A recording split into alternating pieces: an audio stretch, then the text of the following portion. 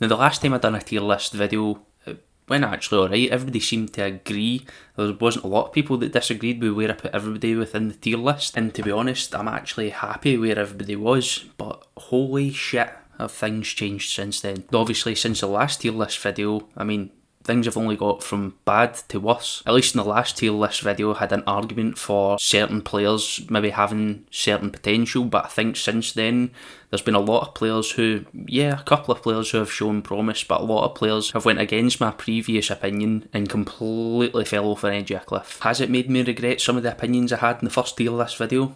Yeah, probably, because most of them turned out to be a complete load of bollocks, but we'll move on to the next one. So before we jump into this video, I just want to let you know that we've now brought memberships to the BlueSea YouTube channel. Now, what memberships allows us to do is, through your support, we're able to invest more time, more money into the YouTube channel to make sure we bring the best quality content possible for you. Now, you can do that by going onto the channel and clicking the little join button. If you're on iPhone, then you'll probably need to use the desktop version or use the browser version to see that wee button pop up. And we've got one tier right now, but we're definitely looking to expand the tiers in the future and offer a wee bit more benefits for all of you. So if you like the channel and you're enjoying the content so far, then memberships is a great option to help us out. We've appreciated your support so far. Now we'll get into the video. So first of all, we've got Jack Butland. And to be honest, no more needs to be said about Jack Butland. He remains where he is in that top tier. He's been the best signing we've had so far. Regardless of the other players' performance, there's always been a kind of shining light throughout all those games, and that light has been Jack Butland. Obviously, following McGregor, you've got absolutely massive shoes to fill, and I think he's done that perfectly. Without a doubt,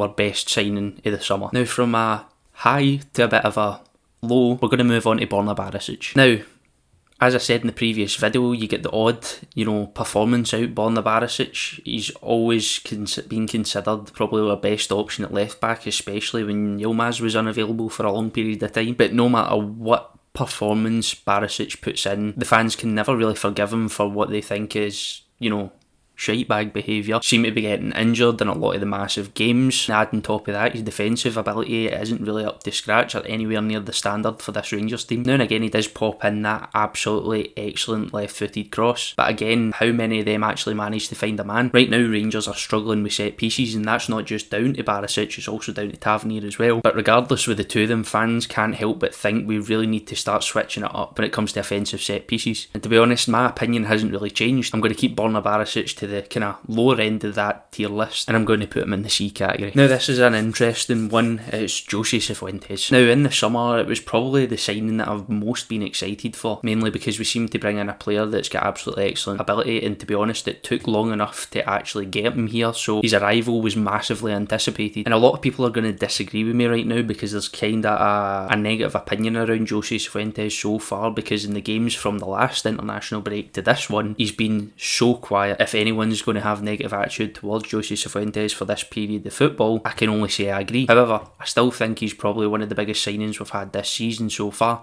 and I think he's still the player who we'll probably be looking at in a year's time or 2 years' time and thinking, compared to our opinions now, he's probably one of the most improved in the team. Obviously, I'm sticking my neck out for this one. You're probably going to see this video a year later, you might save this video and absolutely hammer with Twitter for it. And to be honest, fuck it, I'm here for it. So I'll stick my neck out right now and say there is a lot of potential, but he's had a quiet few games, and put Cifuentes in the B category. Next up, we're going back to the defenders. It's Connor Goldson. Now, obviously, Connor Goldson beforehand, I would still say he's one of the mainstays in the team, purely because, the ability he has to bring together and lead a defence is pretty good.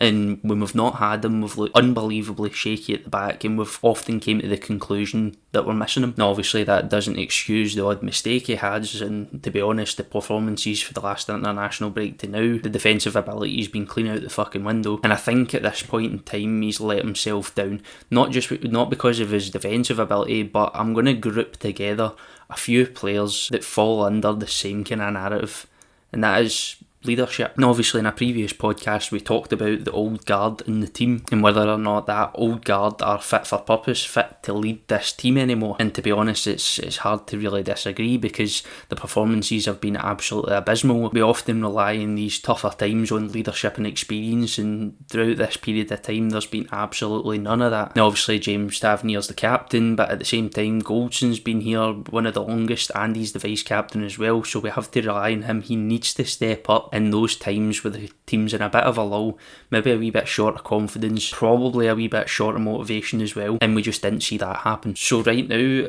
I mean, because of the state of the defence and the losses we've suffered in big games, I can only put him in the C category. And next up is Danilo. Now, Danilo is one of the ones where at the start of the season as well, when we started off this shaky period, he's been a player that we chipped in with the others in the front three and said that they weren't fit for purpose. And obviously we were creating plenty of chances, but the front three was completely flat-footed and the game seemed to get played around them, and that is no different for Danilo. He was part of that, and I said in the last video that I thought the game was always getting played round about Danilo. Now obviously he was coming on as a sub a good few times through the start of the season. I think only until very recently have we seen kind of glimpses of what he could possibly do. Is he anywhere near the best striker the club's got? No chance. I still think that title lands with Kemar Roof. But again, he's one of those players that, you know, the limelight almost get took off him because of a couple of half-decent performances. So for this one, I can only stick him in the middle of the tier list and strike him with a balance of, you know, could have been performing better, but at the same time, we're kind of starting to see a wee bit of potential out of him. So B tier. Now, Sam Lammers.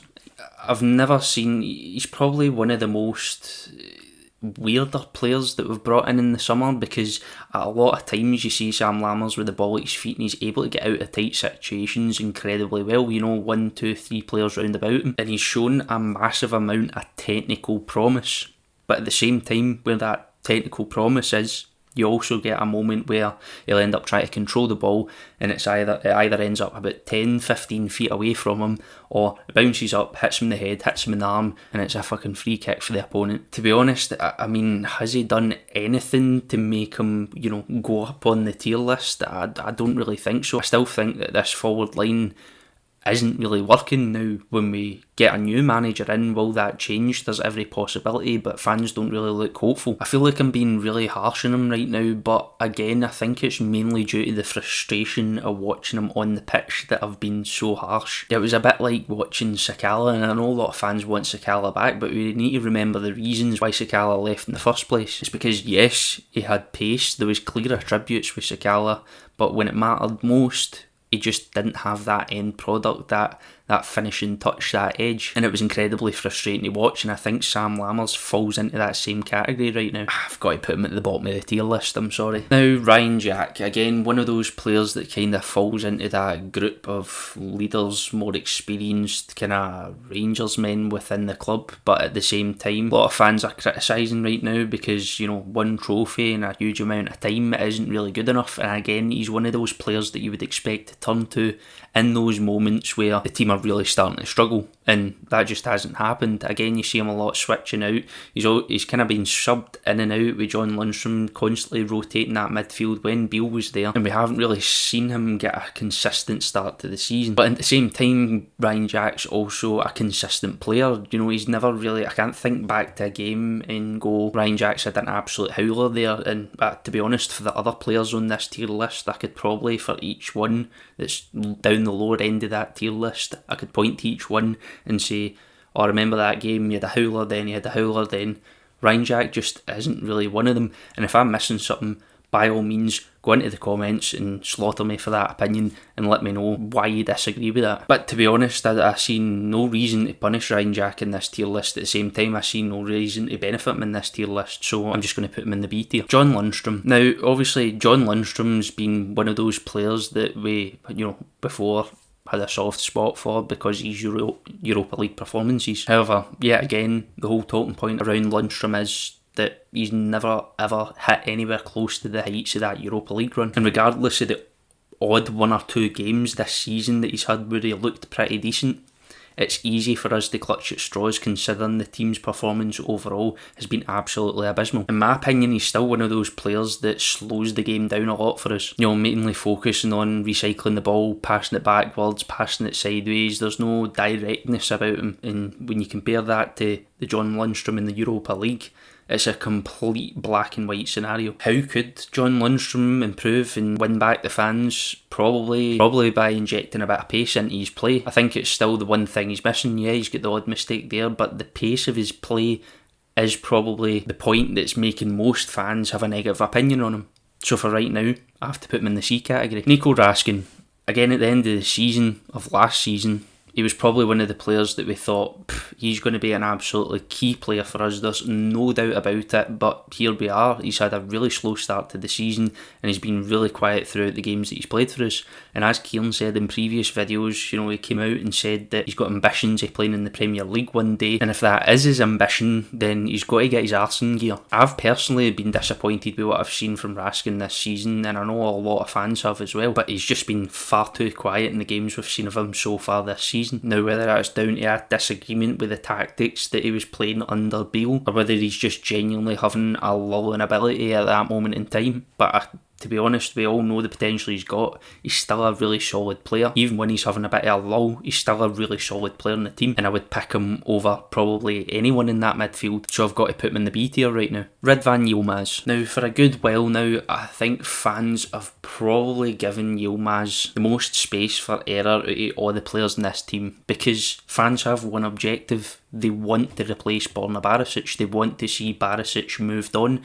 and they want to see a solid left back in his place. A left back with a wee bit more heart, a bit more bravery, a bit more directness, a bit more quality, a wee bit more pace as well. And I think that Yilmaz has got the potential to fulfil that role. I think in the games we've seen him so far, I think he's delivered on that pace of play that fans are demanding, that directness, and I think he brings that to this team. I hope no other injuries get to him, because I'd love to see him as a mainstay in the team. I'd love to see him develop in the starting 11, because I think he's definitely needing it. But with the performances so far this season, I've got to put him in the A tier. Kemar Roof. Now, injuries again. The man's unfortunately plagued with them. But what I'm going to do is I'm going to be fair to Kemar in this tier list, and I'm going to just kid on that the injuries never happened.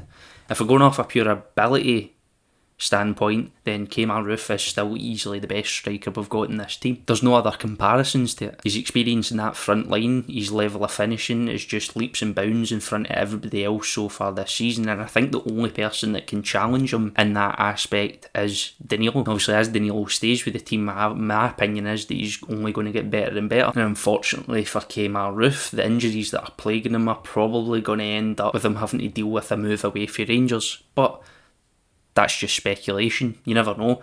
Kemar Roof might make a full recovery. He might come back to the team and for a good period of time cement he's starting the team. Right now, best striker the club's got. I can't really complain about any performances I've seen him in. So, A tier. Cyril Dessers. Dessers,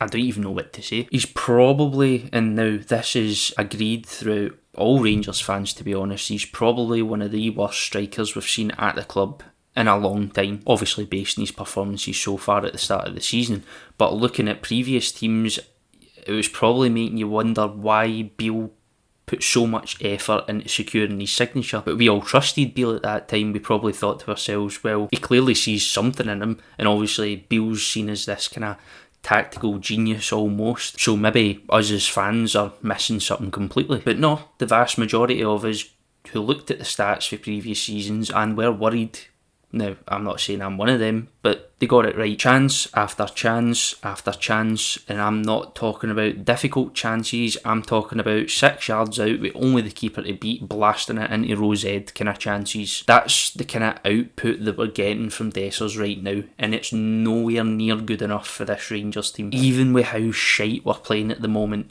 it's still not good enough for this Rangers team. So I've got to put him in the D category. There's only one place for him. All I'm saying is if a new manager comes in and gets a tune out of Cyril Dessers, then you'll struggle to find one fan that doesn't completely fall in love with that manager at that moment. Sima. So Sima, over the course of the season, I think he kind of started off in a bit of a lull. You know, he struggled to keep the ball at his feet, he struggled with control, he struggled to find his place in the team positionally. To be honest, he looked like he didn't have a clue what Beale's system was or where he fit into that. And to be honest, the fans never had a fucking clue what Beale's system was either, so we can't really blame him for that. But I think over the last couple of games, we've really started to see a slight improvement in Sima, and I think actually he's been pretty good. When I looked at them in these previous games, I seen two main things that fans were absolutely craving. That was bravery and desire. Those two things we've seen for Sima in the past couple of games. Now, obviously, him, along with all of the other front line, we still need to work on how clinical we are. We still need to work on our finishing. By no means am I saying he's up there with Jack Butland in terms of good summer signings, but there's definitely been a good improvement there. And again, I think when a new manager comes in, I definitely think Sima is going to be one of the key players in the team, which is a shame because we've only got him in loan. I've really liked him. You're probably going to disagree where I put him, but I'm going to put him in the A tier because I think the last couple of performances he's deserved to be put there. Last but not least, probably the most controversial player in the Rangers space right now. It's the captain, it's James Tavernier. Now, James Tavernier for a number of years now has been in the middle of is he a captain, is he a leader, does he deserve to be captain kind of situation amongst the fans. And every single season, the one thing that saved him is his numbers. It's his goal contributions, it's his goals, it's his assists, everything about his performances supported him staying as captain of Rangers. But again, he's part of that old guard that fans are probably debating right now whether or not they should stay or they should be moved on. And in my opinion, you know, as good a servant as Tavernier has been, I know for a fact if a new manager comes in and he brings in another leader, after the performances we've had so far this season, I just cannot see James Tavernier keeping that armband. And if James Tavernier loses the armband, will he then potentially want to move on somewhere else and try something new in his career? Who knows? All I know is not only do the team need a freshen up in terms of new recruits in January, but we're probably going to see the start of the old guard getting slowly phased out of the team. And to be honest, rightfully so, because the board claim to have followed a new player trading model where ideally what we want to do is bring players in when their transfer fees down there and sell them at the peak of that. And obviously time and time again with the likes of Morelos, with the likes of Kent, Tavernier, Goldson, who've stayed with us for a number of years. It just seemed a bit hypocritical when any of this discussion about player trading model came to be. In my opinion, with a player trading model, you're either got to go for it or go back on it. And obviously there's still a lot of people out there that would like to see James Tavernier continue as captain, would like to see Connor Goldson staying. Not necessarily Barisic, but we'd like to see Ryan Jack staying. All those experienced leaders in the team that have been with us for 4, 5, 6 years. But yeah, again, I can counter that opinion by saying, well, what have we won in those 6 years? Where's any show of leadership and standards within those 6 years? But regardless of everything I've said there, you still can't argue with the man's numbers. And for that reason, right now, I put them in the B category. So that's it for this break's tier list. What I want you to do is let me know in the description what your opinion is of how I've set up the tier list, and let me know any you agree with or you disagree with. Again, I want that comment section to be absolute carnage. Also remember, if you're enjoying the content, make sure to subscribe, make sure to like, it helps us out a lot. And if I take you back to the start of the video when we talk about YouTube memberships now being on BlueSea channel, again, if you want to support the channel, it's the best way to do so, because it's only through the support of you lot that we can actually put more energy and more time into improving the content, improving more equipment, hopefully one day getting a studio built and bringing the best quality content to you lot. So for the tier list videos, I'll see you in the next international break for the updated version. See you next time.